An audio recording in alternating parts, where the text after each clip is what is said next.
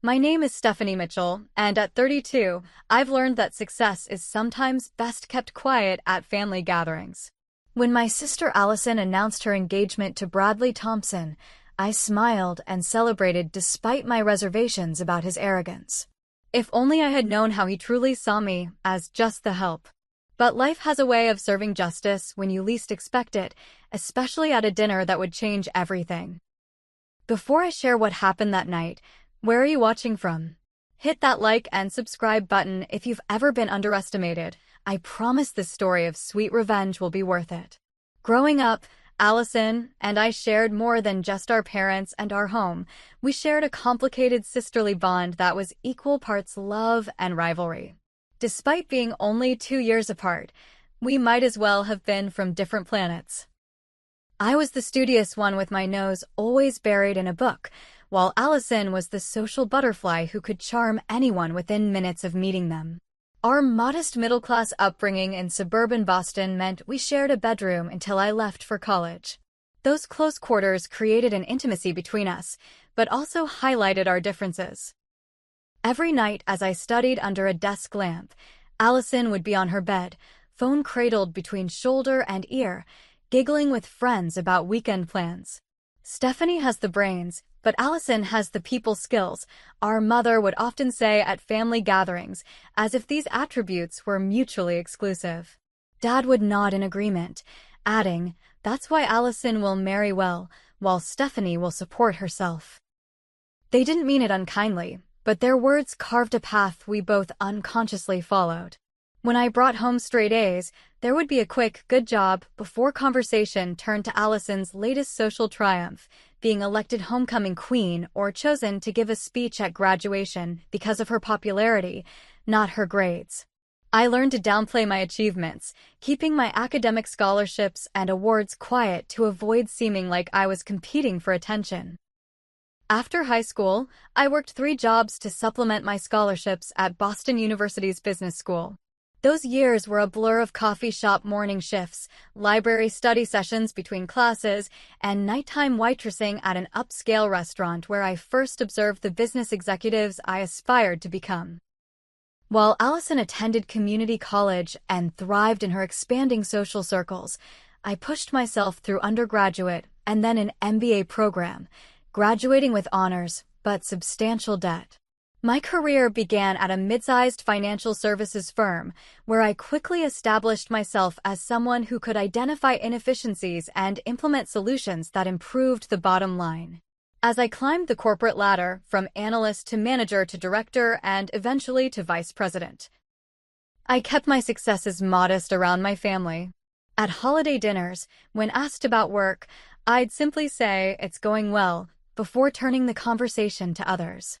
Allison, meanwhile, bounced between jobs in retail and event planning, her natural charisma making her well-liked, but her lack of focus preventing career advancement. I never judged her choices. We were simply different people with different strengths. I secretly helped her financially sometimes, but never mentioned it, knowing her pride would be hurt. 6 months ago, Allison called me, her voice bubbling with excitement. "Steph, I've met someone amazing. His name is Bradley Thompson, and he works in finance like you, but he's a vice president at Thompson Financial Services." I soon learned that they had met at a charity gala where Allison was working as an event coordinator. Bradley had apparently been immediately smitten with her beauty and vivacious personality. Within weeks, they were inseparable. When I first met Bradley at a dinner Allison arranged, I was struck by his conventionally handsome features and designer clothes. He had the polished look of someone who came from money and knew it. His charisma filled the room as he shared stories about his boarding school days and his Yale education.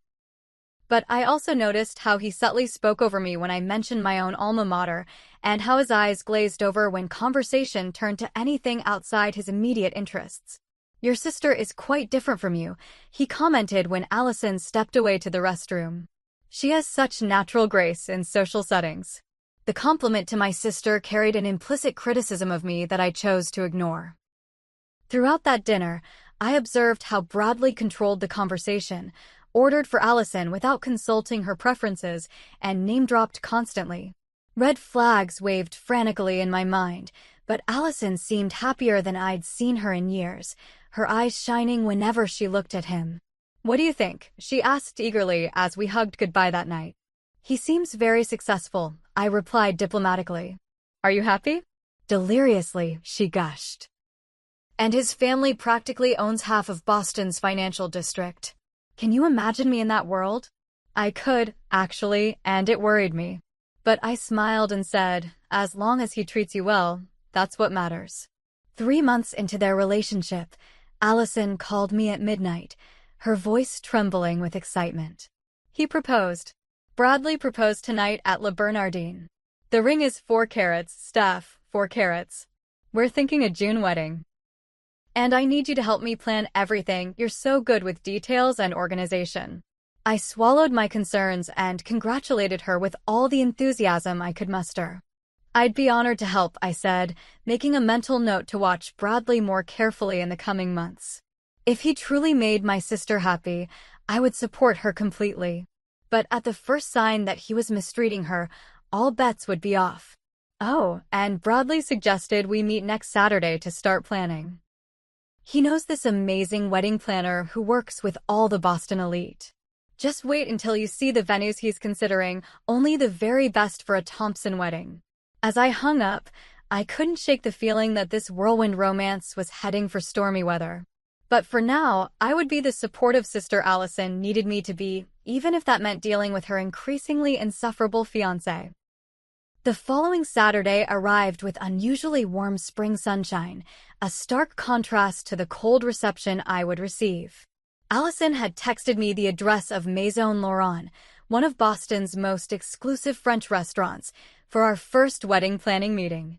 I arrived 15 minutes early, dressed in a conservative navy blazer and pencil skirt, my standard business attire.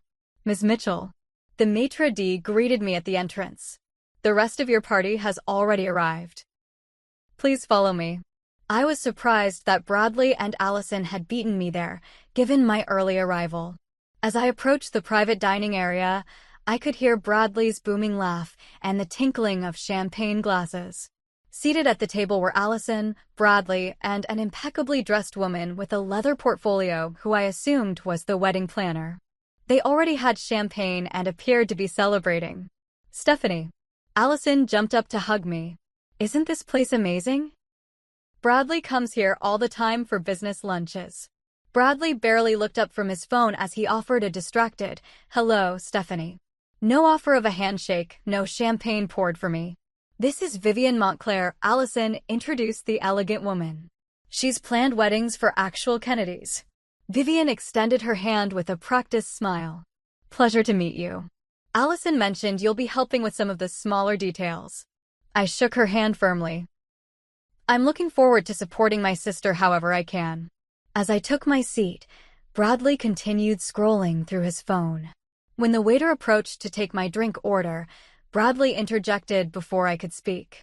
"She'll just have water." "We need to keep someone clear-headed for taking notes," he said with a smirk that didn't reach his eyes.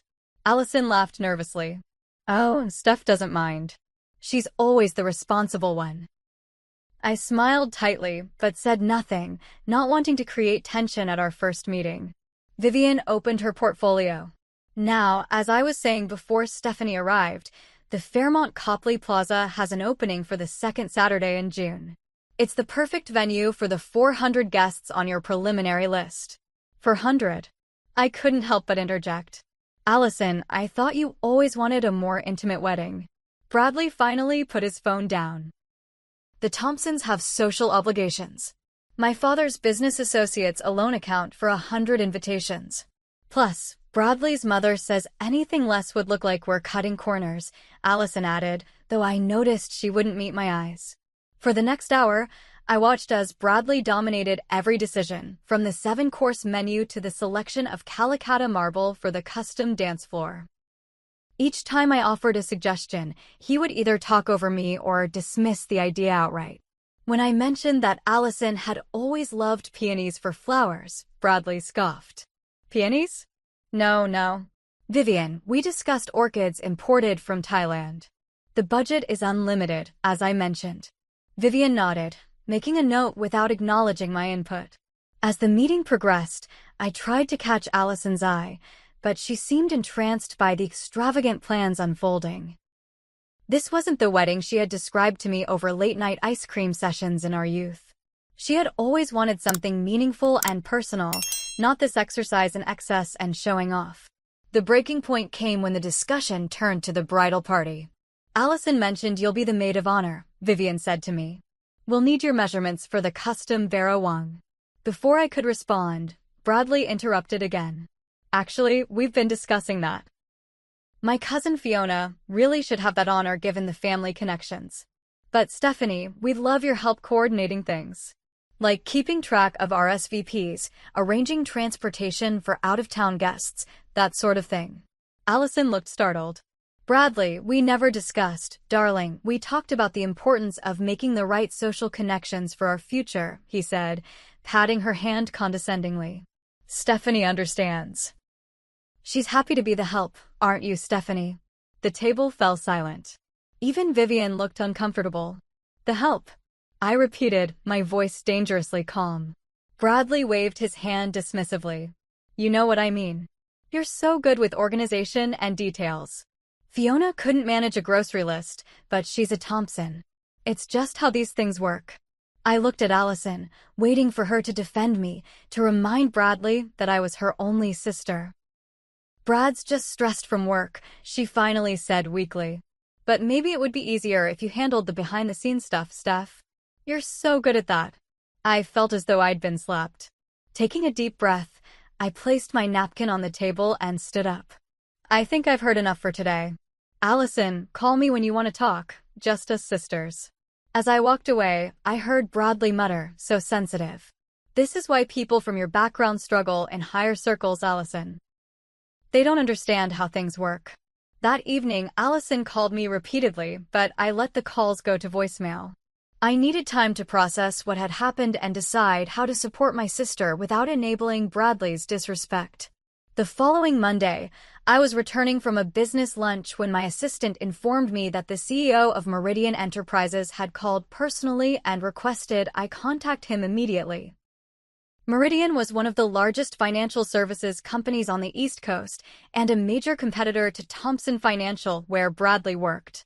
I had met their board chairman, Jonathan Reynolds, at an industry conference where I had presented on innovative risk management strategies. Curious and slightly concerned, I returned the call immediately. Stephanie, thank you for getting back to me so quickly. Jonathan's warm voice came through the line. I'll get straight to the point. Our CEO is retiring, and after seeing your work and hearing your presentation at the conference, the board unanimously agrees that you're exactly who we need to take Meridian into the future. We'd like to offer you the position. I nearly dropped the phone. CEO of Meridian Enterprises?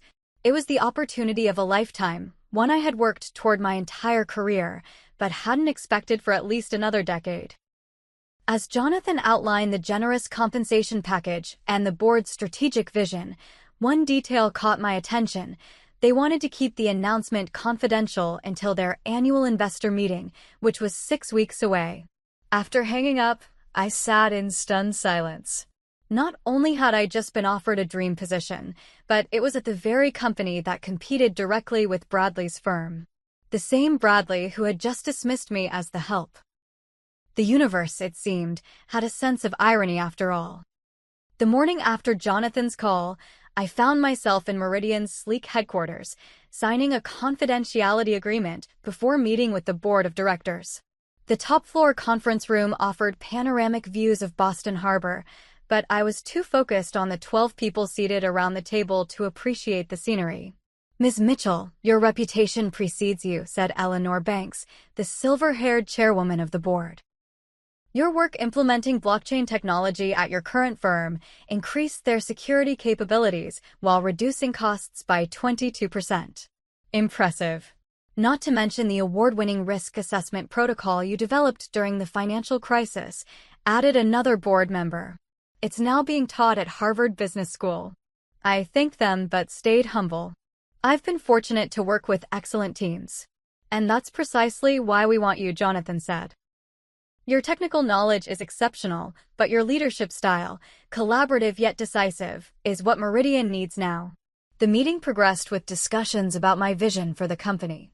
They listened intently as I outlined potential strategies for expanding Meridian's digital offerings while maintaining their traditional strengths in wealth management. We've been losing ground to more aggressive firms like Thomson Financial, Jonathan admitted. They've been poaching our clients with promises of higher returns, but their risk management is questionable at best. I kept my face neutral at the mention of Bradley's company, though internally I noted the irony. I believe we can compete effectively without compromising our integrity, I replied. Sustainable growth beats flashy short-term gains every time. By meeting's end, I had officially accepted the position. The contract included a substantial base salary, performance bonuses, stock options, and a corner office with that same magnificent harbor view. The board requested my discretion until the official announcement at their investor meeting in 6 weeks. We want to make a splash, Jonathan explained. And giving our competitors time to react before we unveil our new strategy isn't prudent. I agreed completely, signed the contract, and scheduled a series of confidential preparation meetings to ease my transition. As I left Meridian's building, I felt a mixture of exhilaration and apprehension. This was my moment, the culmination of years of hard work and sacrifice. Yet I couldn't share it with anyone, not even Allison.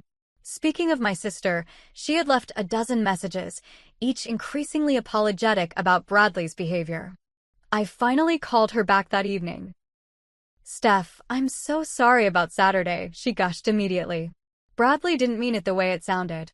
"How exactly should I have interpreted being called the help, Allison?" I asked quietly. "He's just under tremendous pressure at work. Thomson Financial is bidding for this huge client, and he's leading the team. He's barely sleeping." The justifications were exactly what I expected. I sighed, deciding to keep the peace for now. "I understand stress, Ollie. But that doesn't excuse disrespect." I know. He wants to apologize in person. We're having a small engagement party next weekend at his parents' estate in Cambridge. Please come, it would mean everything to me." I hesitated, then relented. "For you, Ollie. Not for him." The following Saturday, I arrived at the Thompson estate, a sprawling colonial mansion with manicured gardens and a view of the Charles River. Valets in crisp uniforms parked guests' cars while servers circulated with champagne and hors d'oeuvres. Allison rushed over, radiant in a designer dress I knew she couldn't afford on her event planner salary. "You came. And you look beautiful." I had indeed made an effort, wearing a simple but elegant black cocktail dress with subtle pearl accessories, professional yet appropriate for the occasion. "Wouldn't miss it," I replied, hugging her. "It's quite the event for a small gathering." She laughed nervously. "Bradley's mother took over the planning. There are at least 200 people here, mostly Thomson Financial clients and partners." As we moved through the crowd, I noticed several prominent Boston business figures, including a few I knew from industry events. I kept a low profile, not wanting to draw attention to my own business connections. After about an hour of mingling, during which Bradley seemed to be avoiding me, I stepped into a quiet hallway to check my phone. I had received an email from Jonathan regarding our first confidential strategy meeting scheduled for Monday. "There you are." Bradley's voice boomed behind me, making me quickly lock my phone screen. He was slightly flushed, likely from the several drinks I'd seen him consume. The caterer said one of the servers was hiding back here on her phone. "Should have known it was you." I stared at him in disbelief. "Excuse me?" He gestured vaguely at my black dress. "You blend right in with the staff. Actually, since you're here, some of the guests in the garden room need their champagne refreshed." "Bradley," I said evenly, "I'm not a server. I'm your fiancé's sister and a guest at this party." He blinked, then let out a forced laugh. "Just a joke, Stephanie. Lighten up.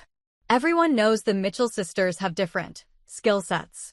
Allison got the looks and charm, you got the whatever it is you do." I could smell the expensive scotch on his breath and decided this wasn't the time for confrontation. "I should find Allison."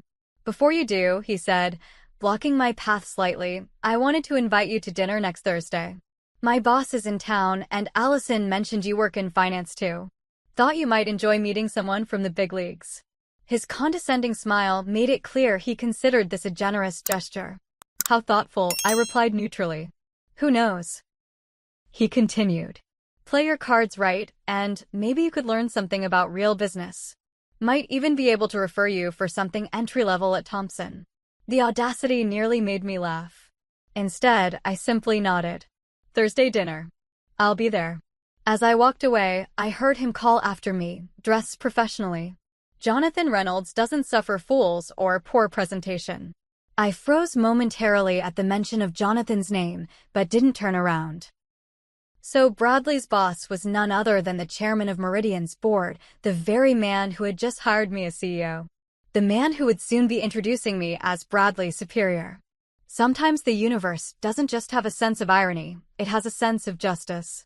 Over the next few days, while maintaining my current job, I secretly met with Meridian's executive team to prepare for my transition. I reviewed financial statements, strategic plans, and personnel files, absorbing everything about the company that would soon be under my leadership. Meanwhile, Allison had returned to planning her extravagant wedding, seemingly having forgotten Bradley's dismissive treatment of me.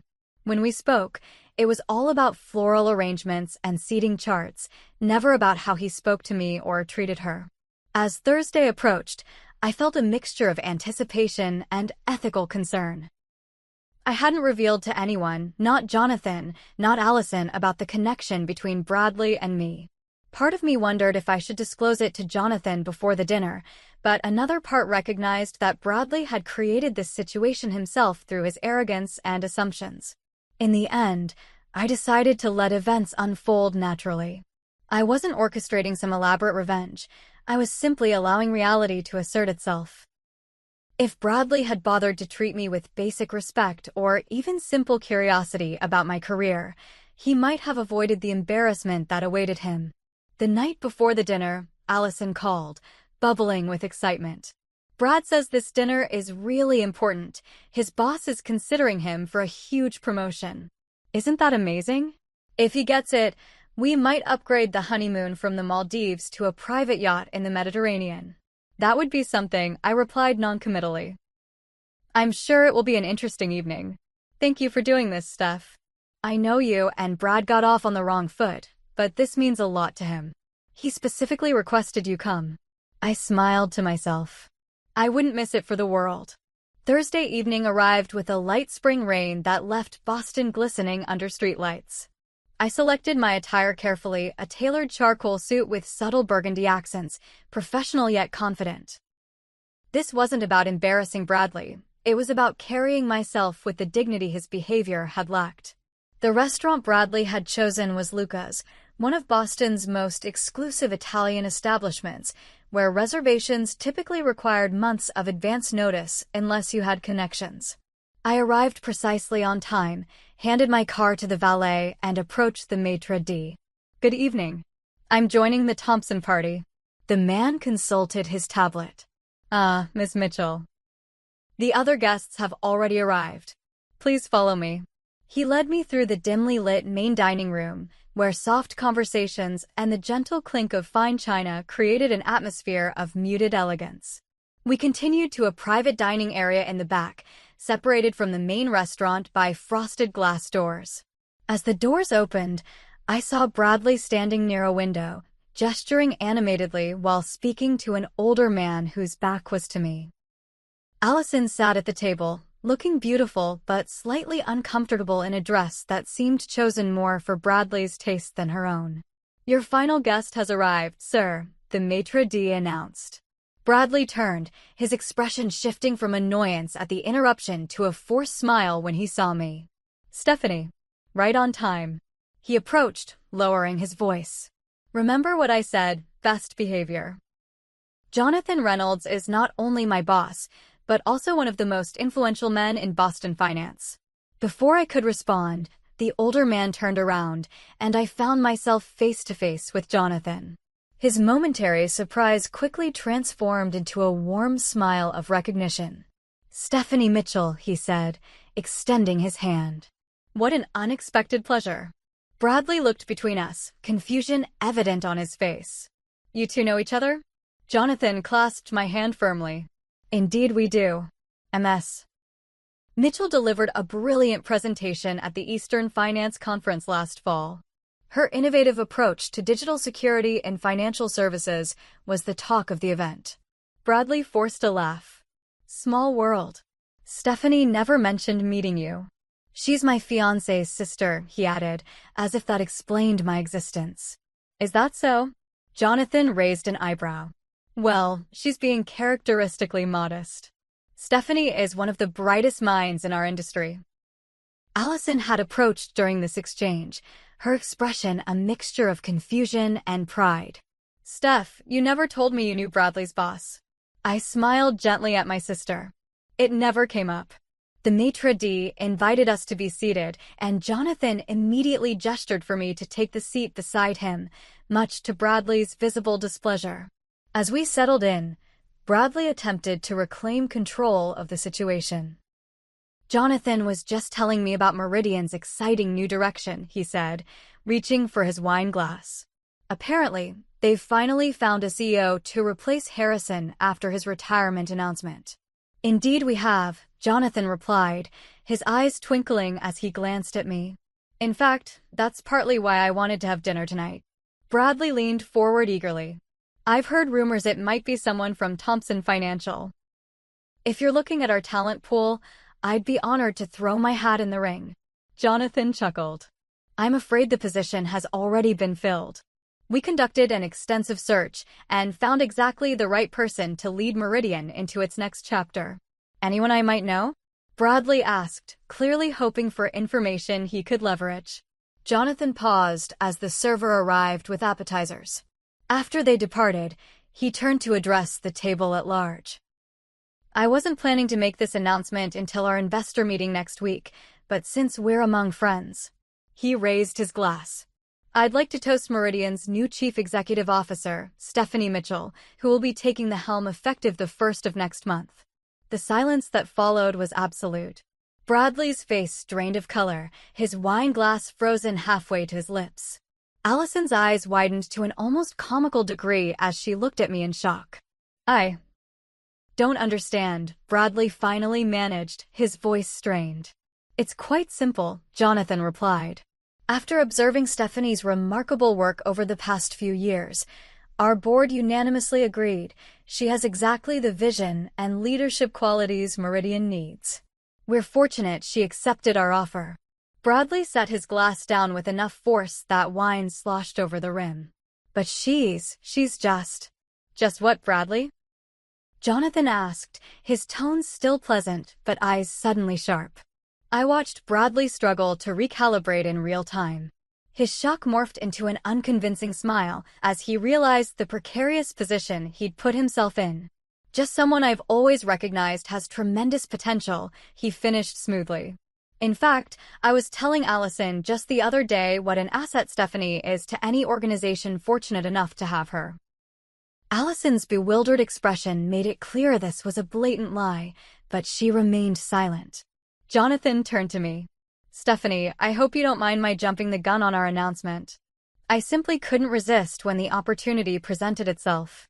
Not at all, I replied calmly, though I had hoped to tell my sister privately first. I reached over to squeeze Allison's hand. Her fingers were cold, but she returned the pressure. This is, wow, Steph, she whispered. CEO of Meridian? That's incredible. Bradley cleared his throat. Absolutely incredible. Allison's always said her big sister was destined for great things. The remainder of the dinner proceeded with excruciating politeness. Bradley attempted to salvage his dignity by claiming insider knowledge of my capabilities, while Jonathan deliberately steered the conversation toward Meridian's future plans that would directly compete with Thompson Financial's strategies. As dessert was served, Bradley excused himself to use the restroom. After he'd gone, Jonathan leaned toward me. I had no idea you were connected to Bradley Thompson, he said quietly. You should have mentioned it. Professionally, we aren't connected, I replied. And my sister's relationship with him didn't seem relevant to my qualifications for the position. Jonathan nodded thoughtfully. Fair enough. Though it does create an interesting dynamic, given that Meridian and Thomson Financial are direct competitors. I assure you I understand the ethical boundaries, I said firmly. My personal relationships won't affect my professional judgment. I never doubted that for a moment, Jonathan replied. When Bradley returned, his composure seemed restored, though a tightness around his eyes betrayed his inner turmoil. As the evening wound down, he insisted on paying the bill despite Jonathan's protests. I insist, Bradley said. It's not every day we celebrate such a surprising career advancement. As we prepared to leave, Bradley pulled me aside while Jonathan was helping Allison with her coat. What the hell was that? He hissed, his genial mask slipping. You deliberately set me up to look like a fool. I did nothing of the sort, I replied calmly. You managed that entirely on your own. You could have warned me you knew Jonathan. Do you have any idea how this makes me look? I told him you were the help, for God's sake. Perhaps that's a lesson in not underestimating people, I suggested. Especially women you consider beneath your notice. His face flushed with anger. This isn't over, Stephanie. You may be hot stuff at Meridian, but you have no idea who you're dealing with. The Thompsons have influence throughout Boston's financial world. Is everything all right? Jonathan's voice broke in as he approached with Allison. Bradley's expression instantly transformed. Absolutely. Just congratulating my future sister-in-law properly. Family is so important to the Thompsons, you know. Indeed, Jonathan replied, though his tone suggested skepticism. Stephanie, may I walk you to your car? There's one more matter I'd like to discuss before tomorrow's meeting. As we stepped outside, leaving Bradley and Allison in the restaurant foyer, Jonathan spoke quietly. I've known Bradley Thompson for 5 years, Stephanie. He's ambitious, but ultimately mediocre, riding on his family name rather than genuine talent. Whatever he just said to you, don't let it unsettle you. I appreciate your concern, but I can handle Bradley, I assured him. I have no doubt of that, Jonathan smiled. That's precisely why you're going to make an exceptional CEO. As Jonathan departed, I waited for Allison and Bradley to emerge from the restaurant. The night had unfolded in ways none of us could have predicted, and I knew the fallout was just beginning. The valet had just returned with my car when Allison and Bradley emerged from the restaurant. Allison hurried toward me while Bradley lingered by the entrance, furiously typing on his phone. Steph, can we talk for a minute? Allison asked, her voice trembling slightly. I'm still processing all of this. Of course, I replied, stepping away from my car. I wanted to tell you about the position, but the board required complete confidentiality until the official announcement. Before Allison could respond, Bradley strode over, his face a mask of forced composure. Ladies, why don't we continue this conversation somewhere more private? The Thompson boat is docked nearby. We could have a nightcap and properly celebrate Stephanie's achievement. Something in his tone made me wary, but Allison was already nodding enthusiastically. That sounds perfect. We haven't shown Steph the boat yet. 20 minutes later, we were aboard Thompson Legacy, a sleek 60-foot yacht docked at Boston Harbor. Despite the luxurious setting, all gleaming wood and soft leather, the atmosphere was thick with tension. Bradley poured 3 glasses of scotch at the boat's small bar, handing them to Allison and me before raising his in a mock toast. To Stephanie, the dark horse no one saw coming. I accepted the glass but didn't drink. Thank you for the sentiment, insincere as it may be. Allison looked between us nervously. Can we just have a nice family moment? This is huge news, Steph. I'm so proud of you.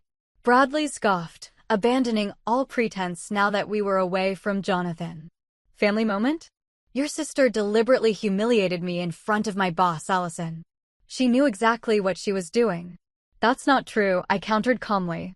I accepted a position I'm qualified for.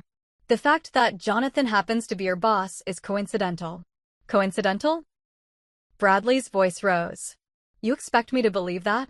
You've been plotting this from the beginning, worming your way into Meridian to undermine me. Allison placed a hand on his arm. Brad, that doesn't make sense. How would Steph even know Jonathan was considering her for CEO before tonight? He shook her off. Don't be naive, Allison. Your sister has always been jealous of you of us.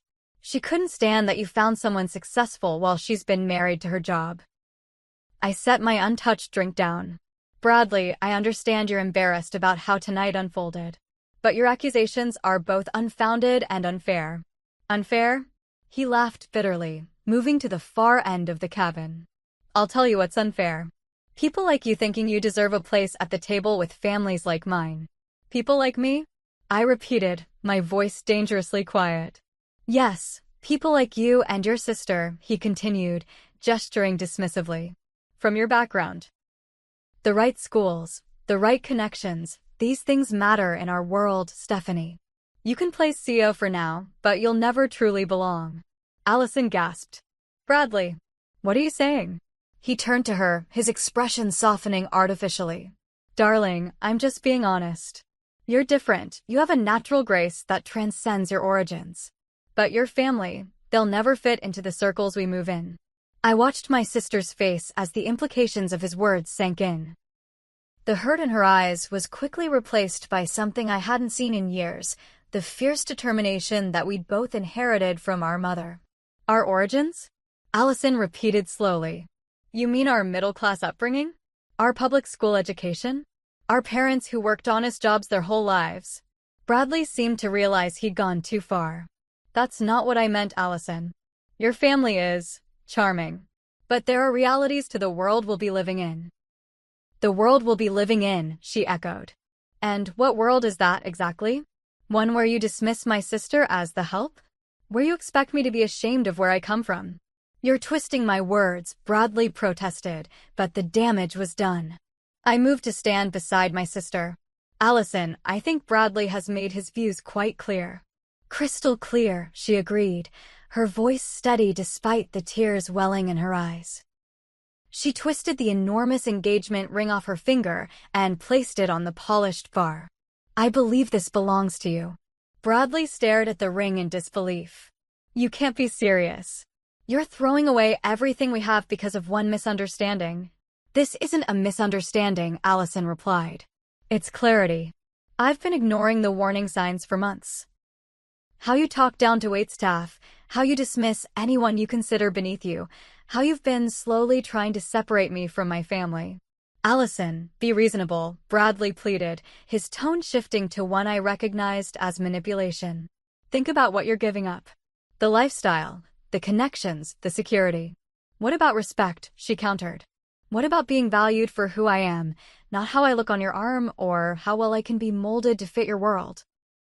I remained silent, allowing my sister to find her voice, the strong, clear voice I'd always known was there beneath her desire to please others.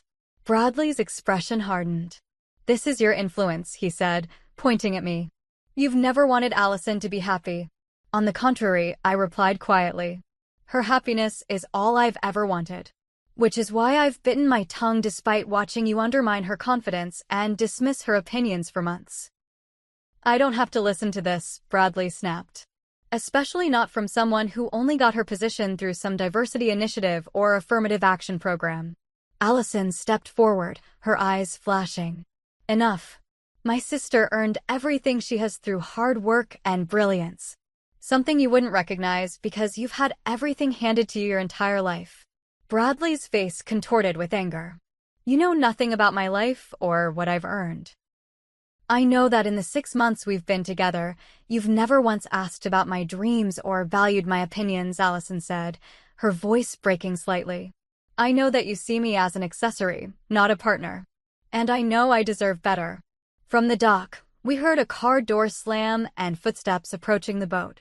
A moment later, Jonathan Reynolds appeared at the cabin entrance, looking concerned. I apologize for the intrusion, he said. I left my briefcase in Stephanie's car and saw you all head this way.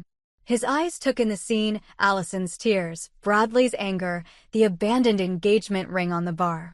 Bradley immediately attempted to compose himself. Jonathan, just a little family disagreement. Nothing to concern yourself with. Jonathan's gaze moved to Allison, then to me. Is everything all right, ladies? Actually, no, Allison answered before I could speak. But it will be. I was just leaving. She turned to me. Steph, Would you mind giving me a ride? Of course, I replied, placing a supportive arm around her shoulders. As we moved toward the exit, Bradley called after us. Allison, don't do this. Think about what you're throwing away. My sister paused, but didn't turn around.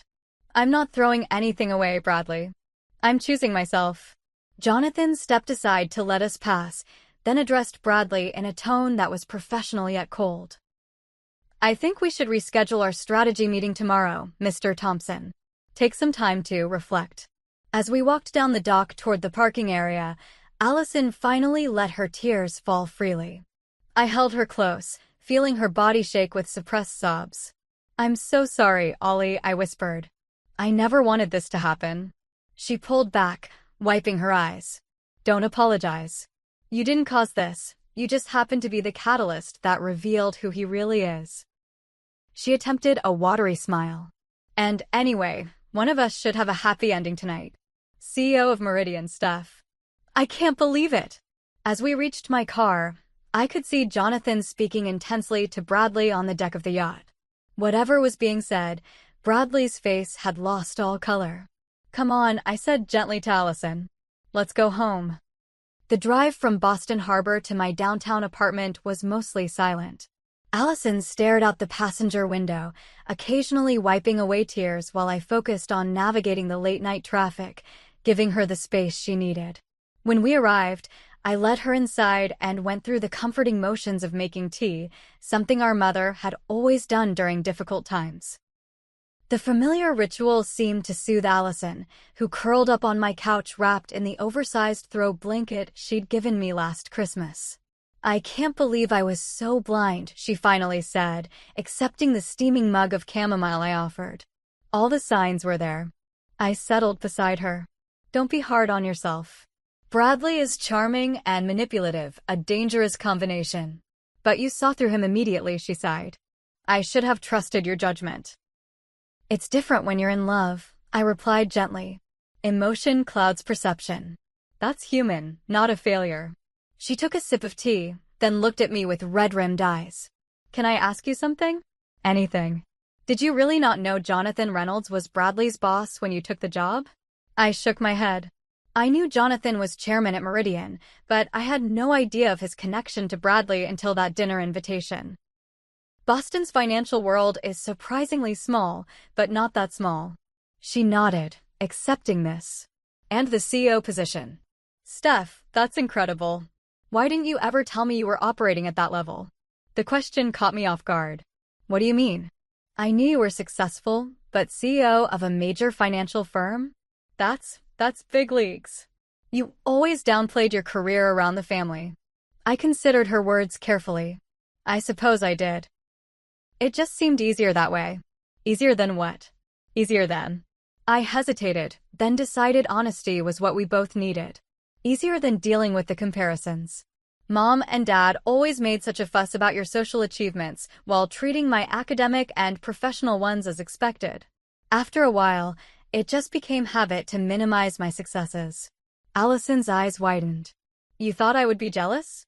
Steph, I've always been in awe of you. Your focus, your intelligence, your quiet confidence. Do you know how intimidating that was growing up as your little sister? Now it was my turn to be surprised. Intimidating? But you were always the golden child, beautiful, popular, effortlessly charming. Everything came so easily to you.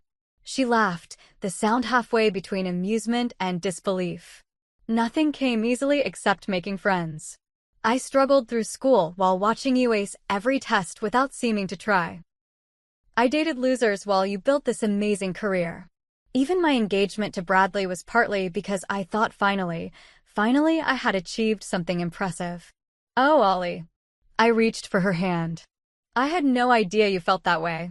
I've spent years envying your natural social grace and ability to connect with people. Business skills can be learned, but what you have is innate. We sat in silence for a moment, each processing the other's perspective. We're a pair, aren't we? Allison finally said, both envying what the other has instead of recognizing our own strengths. A very Mitchell family trait, I agreed with a small smile. Dad's still bitter that Uncle Joe has a bigger boat, even though Dad's the one with the vacation home. That drew a genuine laugh from Allison. Remember how Mom redecorated the entire living room after Aunt Sarah updated her kitchen? Competitive to the core, those two. Our laughter faded into comfortable silence until Allison spoke again, her voice smaller. What am I going to do now, Steph? I quit my job to plan the wedding. I moved most of my things to Bradley's condo. I have to start all over. Not all over, I corrected her.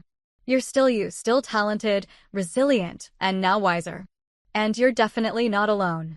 The wedding deposits alone will take me months to pay back if I can even get refunds. Don't worry about that right now, I assured her. You can stay here as long as you need, and we'll sort everything else out together. She nodded gratefully, then hesitated. There's something else. Something Bradley said tonight that keeps echoing in my head. What's that? He accused you of being jealous of me of us. Is there any truth to that? Have you been lonely, Steph? The question pierced deeper than I expected.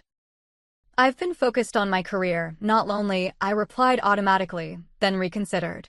But yes, sometimes I wonder what I've sacrificed for professional success.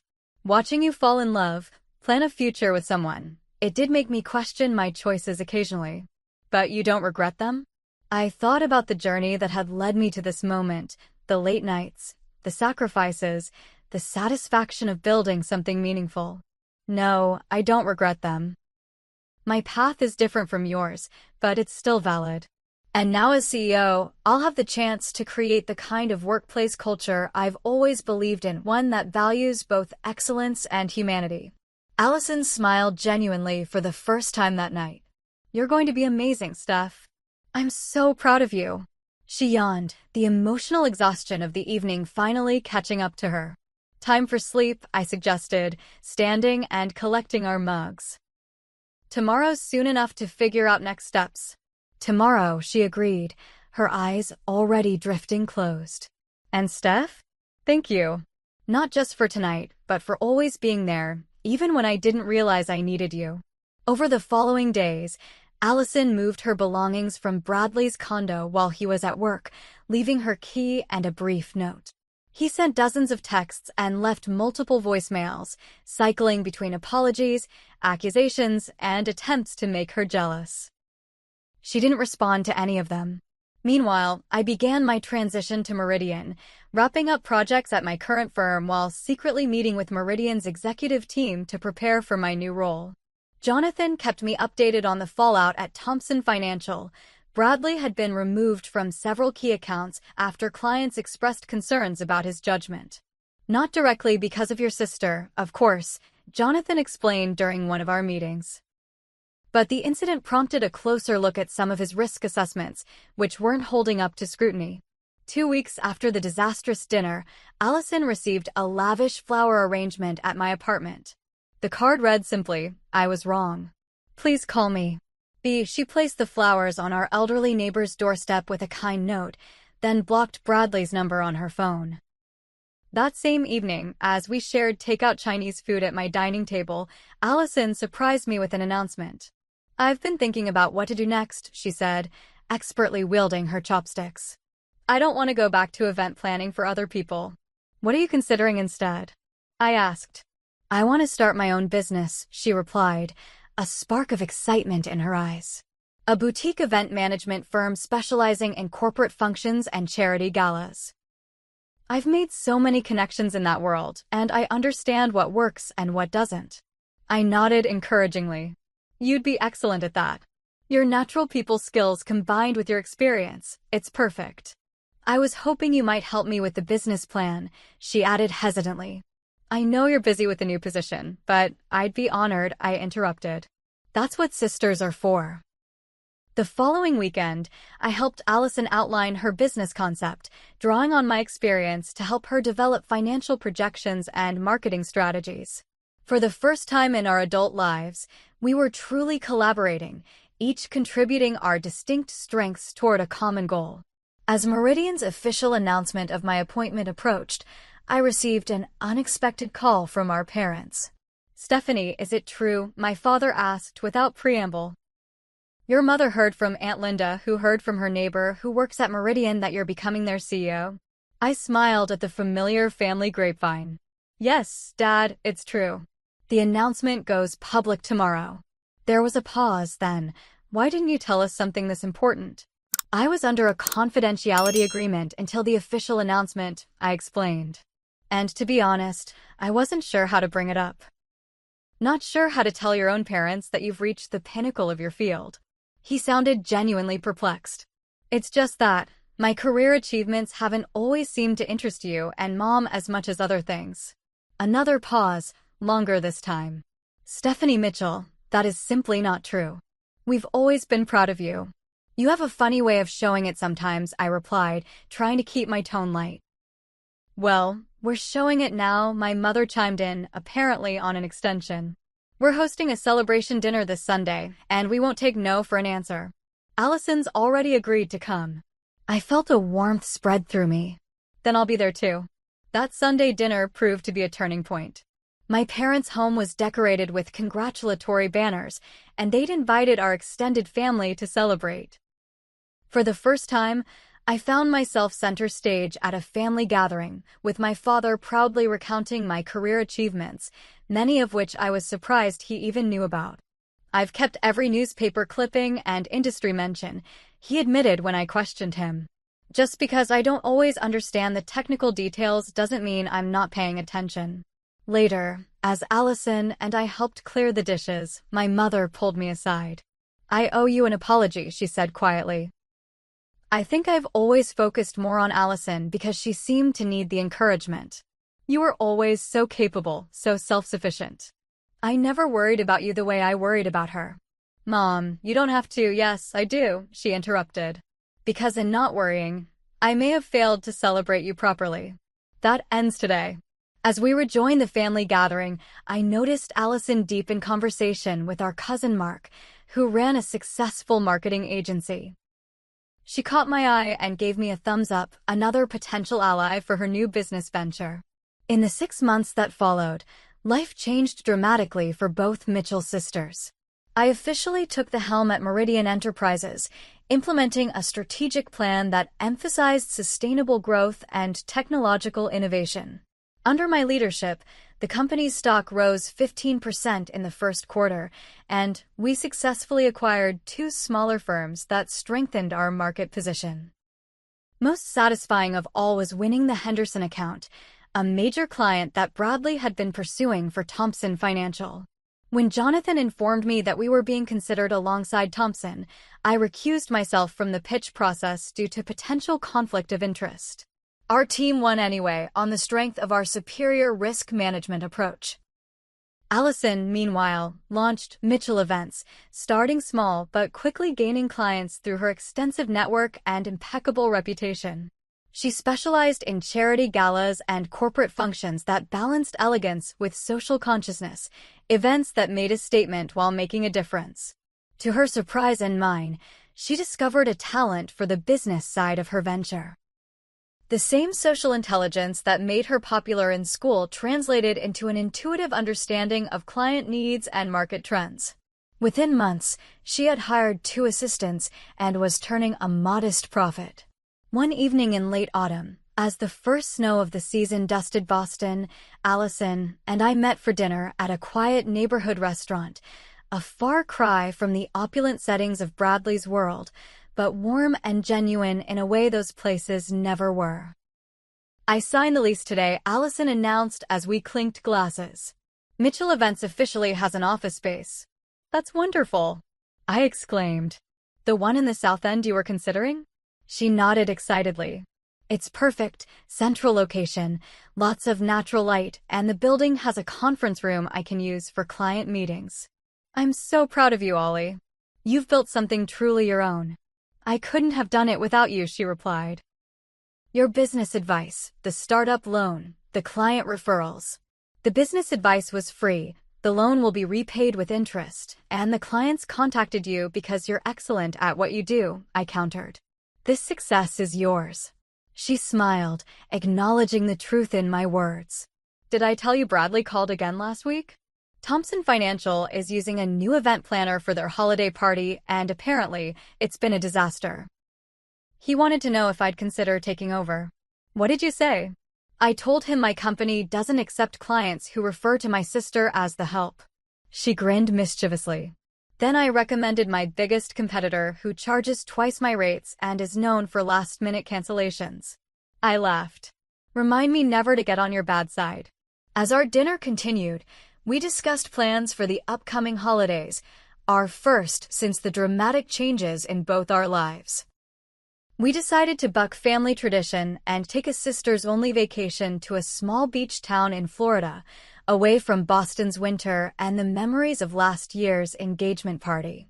No business talk allowed, Allison insisted. Just sun, sand, and sisterly bonding. Deal, I agreed, already looking forward to the break. Leading Meridian was rewarding but exhausting, and I knew Allison was pouring similar energy into her fledgling company. As we walked out of the restaurant into the gently falling snow, Allison linked her arm through mine. You know what I realized recently? Bradley did us both a favor that night. How do you figure? He showed me who he really was before I made the biggest mistake of my life. And he helped us find our way back to being not just sisters, but friends. She squeezed my arm affectionately. Sometimes the worst moments lead to the best outcomes. Looking at my sister, confident, independent, and genuinely happy, I couldn't help but agree. We had both found our paths, different but equally valid, and rediscovered each other in the process. To the Mitchell sisters, I said, catching a snowflake in my free hand. May we always recognize our own worth and each other's. And may we never settle for being just the help in our own stories, Allison added with a smile that held no trace of bitterness, only hard-won wisdom and peace. 6 months later, spring had returned to Boston, bringing with it the fresh energy of new beginnings.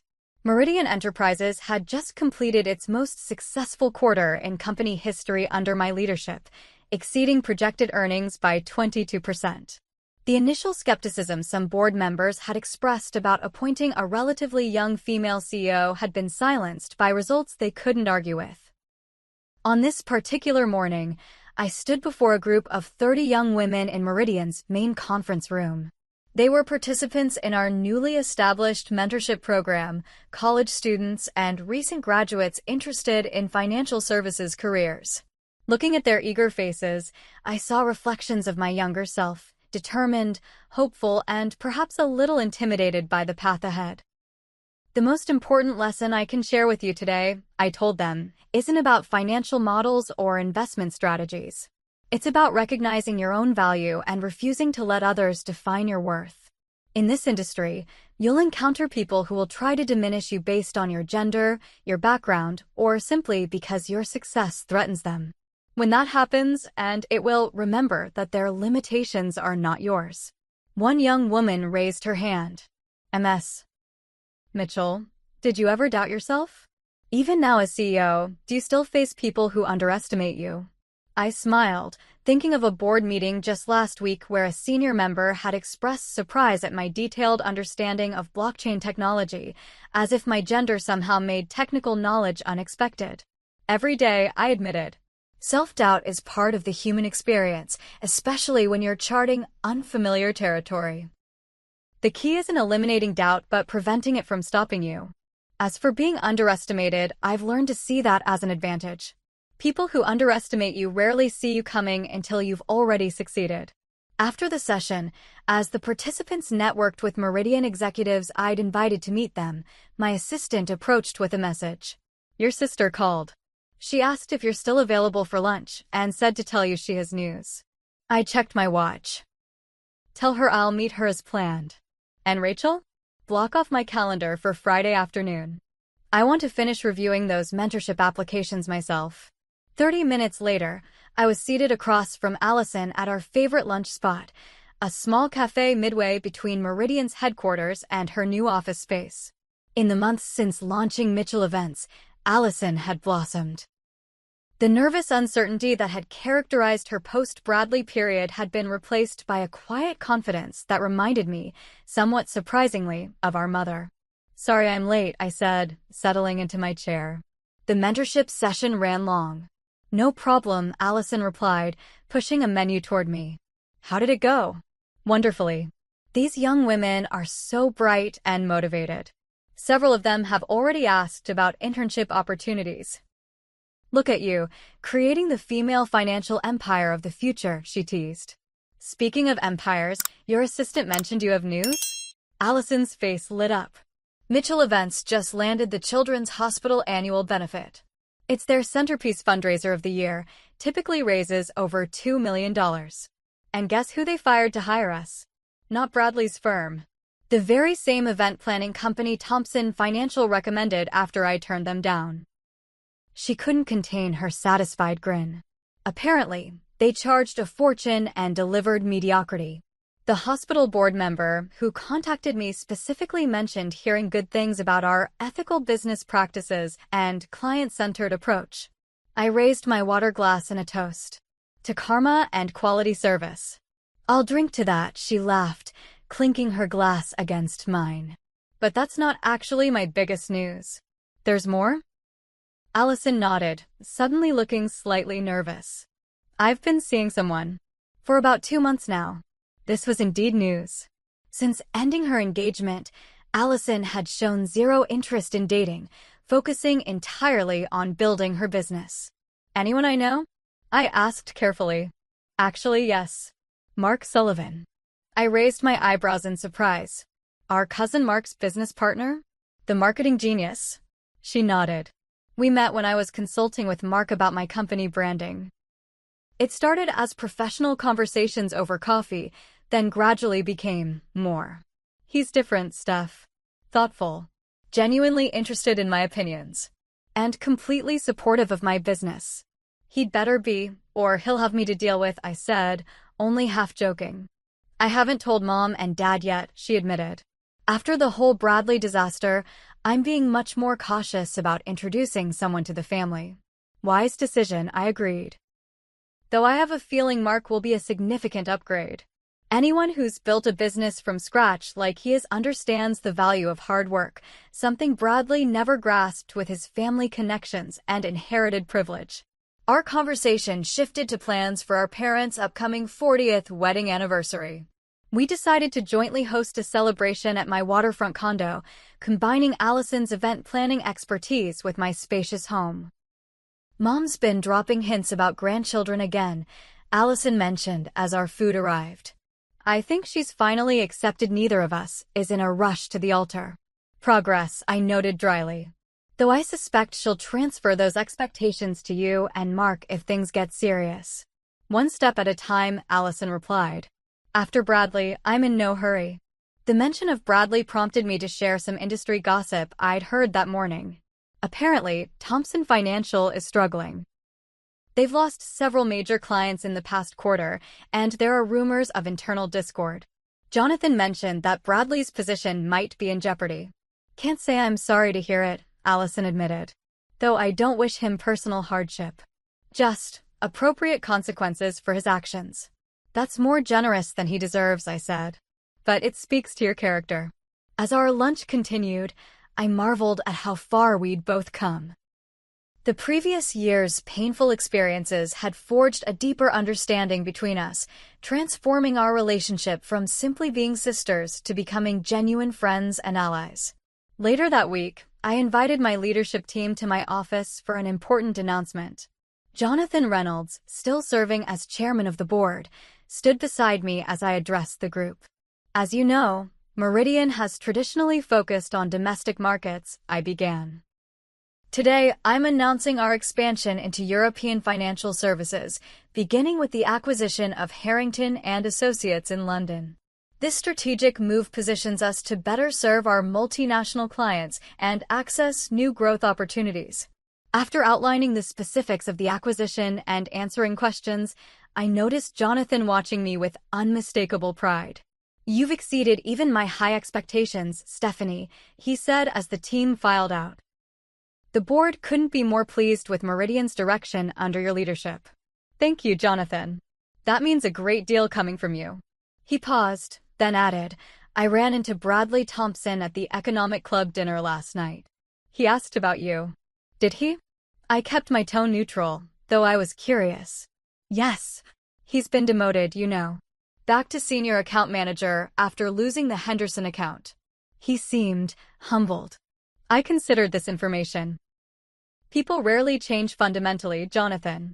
They just adapt their strategies when the old ones stop working. He nodded thoughtfully.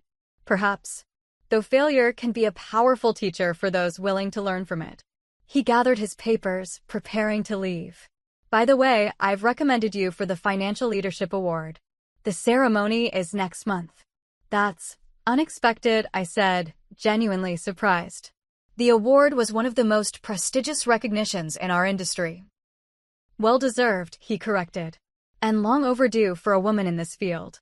That evening, I arrived home to find a package outside my door, a beautifully wrapped gift with a card from Allison. Inside was a framed photograph of us as children, arms around each other on the beach, gap-toothed smiles beaming at the camera. The card read, "To remind you where we started and how far we've come. Love always, Ollie." The simple gesture brought unexpected tears to my eyes. For all my professional accomplishments, this renewed connection with my sister felt like the most significant achievement of the past year. The following Sunday, our family gathered at our parents' home for our traditional monthly dinner. As Allison had predicted, our mother was predictably charmed by Mark, who had accompanied her for the first time. Dad grilled him about his business model, while Mom plied him with second helpings of her famous pot roast. Both signs of parental approval in the Mitchell household. During a quiet moment on the porch swing after dinner, my mother joined me with 2 cups of coffee. "I'm proud of you, Stephanie," she said simply. "Not just for your career success, but for how you supported your sister through everything with Bradley. That's what family is about." I've learned a lot this year, I admitted. About success, about relationships, about what really matters. She nodded, sipping her coffee. The most important lesson in life is learning to recognize your own worth and to surround yourself with people who recognize it too. Sounds like something I said to my mentorship group the other day. I smiled. "Where do you think you got your wisdom?" She winked. "Certainly not from your father's side of the family."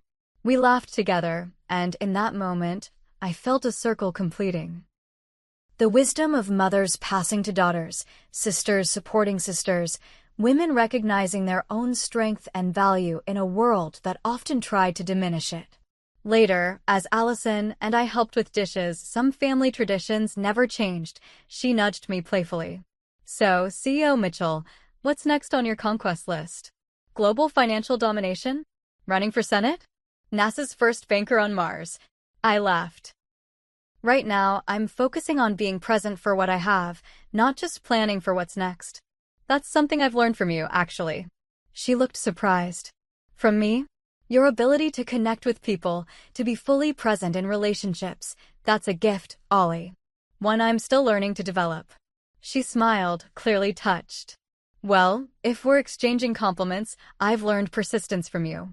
The determination to keep going even when things get tough." "The Mitchell sisters' superpowers," I said. "Presence and persistence. Unstoppable combination," she agreed. As spring turned to summer, both our professional and personal lives continued to flourish. Meridian's European expansion proceeded smoothly, while Mitchell Events hired 2 more staff members to handle increasing demand. Allison's relationship with Mark deepened, though they were taking things slowly, a pace that suited them both after her experience with Bradley. I channeled more of my energy into the mentorship program, working directly with several promising young women. Teaching them to navigate the often challenging landscape of financial services helped me appreciate how far I'd come and recognize the responsibility I now had to create change from within. In July, Allison and I finally took that sisters-only vacation we'd promised ourselves, spending a week at a quiet beach house in Florida. Away from Boston's financial district and event planning circuit, we reconnected as simply Stephanie and Allison, not CEO and entrepreneur, not the brainy sister and the social sister, just 2 women who shared history, blood, and a deeper understanding of each other than anyone else could claim. On our last evening, sitting on the beach watching the sunset paint the sky in brilliant oranges and pinks, Allison asked a question that caught me off guard. "Are you happy, Steph? Truly happy?" I considered the question carefully. "Yes," I answered finally. Not in the simplistic way I might have defined happiness before. It's more complex now: satisfaction in my work, meaningful connections with people I care about, the knowledge that I'm making a difference. It's not perfect, but it's authentic. That's what I thought, she nodded, looking satisfied. You seem more yourself now. Less guarded. And you? I asked. Are you happy? I am, she said with quiet certainty. I'm building something that matters to me on my terms. And I've stopped trying to be what others expect. That's freedom. We sat in comfortable silence as the sun slipped below the horizon, painting the message across the sky that some endings make way for even more beautiful beginnings. 6 months after Bradley had dismissively called me just the help, both Mitchell sisters had discovered something profound. When you refuse to let others define your worth, you free yourself to create a life that truly reflects your values and honors your unique strengths. The journey hadn't been easy, but the destination, this moment of authentic peace and purpose, was worth every difficult step along the way. Have you ever been underestimated only to prove someone wrong? Or perhaps you've had a relationship that seemed perfect until you saw someone's true colors. I'd love to hear your stories in the comments below. Don't forget to like this video if it resonated with you, subscribe for more real-life experiences, and share with someone who might need to be reminded of their worth today. Thank you for listening to my story, and remember, those who underestimate you don't determine your value, you do.